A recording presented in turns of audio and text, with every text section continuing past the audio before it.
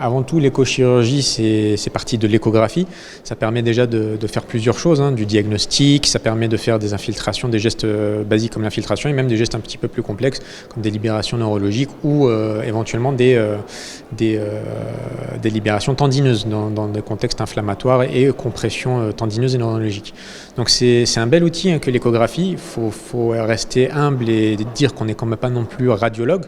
On est chirurgien orthopédiste et on a beau se former, ça prend du temps, ça nécessite de l'expérience, ça nécessite de la pratique et ça nécessite justement des workshops comme celui-ci avec des gens qui sont compétents et qui vous permettent d'avancer dans votre acquisition de ces techniques. L'avantage, à mon sens, à moi, de l'échochirurgie, c'est que ça permet un geste qui est beaucoup moins invasif au niveau de la technique chirurgicale, c'est-à-dire qu'on fait des incisions plus petites, c'est-à-dire qu'on va aussi aller sur des gestes qui vont être contrôlés par l'échographie, on maîtrise bien les structures qu'on a au niveau de notre geste. Les infiltrations, les radiologues le font déjà, les infiltrations sous échographie, c'est leur pain quotidien. C'est quelque chose qui va nous permettre d'être vraiment là où on veut délivrer le produit et surtout de délivrer le type de produit qu'on veut.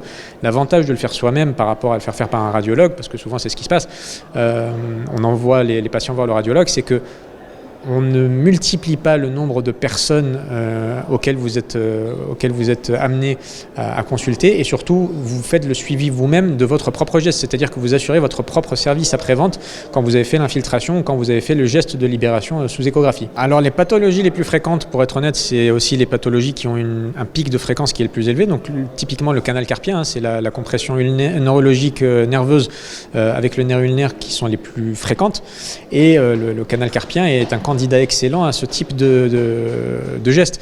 C'est-à-dire que vous allez avoir échographiquement accès assez facilement au canal carpien et au nerf médian. Et les doigts à ressaut sont aussi une pathologie qui, pour les pathologies tendineuses, la plus fréquente, ça reste quand même le doigt à ressaut qui est aussi accessible à ce type de geste. Alors l'avantage économique, il est multiple. Il est tout d'abord pour le patient, on va diminuer le nombre d'intervenants, donc plus d'anesthésistes, plus de cliniques à payer, ou en tout cas pas de la même manière que si vous devez prendre un bloc opératoire avec tout le personnel qui va dans le bloc opératoire.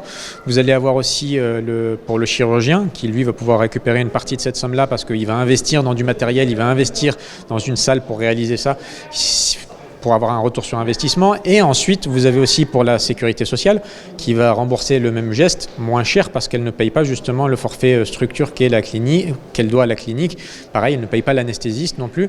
Donc c'est un avantage, ce qui fait que l'État est preneur. La clinique aussi va pouvoir permettre de dégager des plages opératoires. L'accès aux plages opératoires, aux blocs opératoires n'est pas toujours évident dans des grosses structures avec de nombreux chirurgiens. Ça va permettre d'externaliser tous ces gestes simples qui prennent au final plus de temps à être installés, sortis du bloc opératoire que le geste en lui-même. Donc vous allez pouvoir libérer des plages opératoires pour des gestes qui vont être et à la fois en plus et à la fois plus rentables pour la clinique.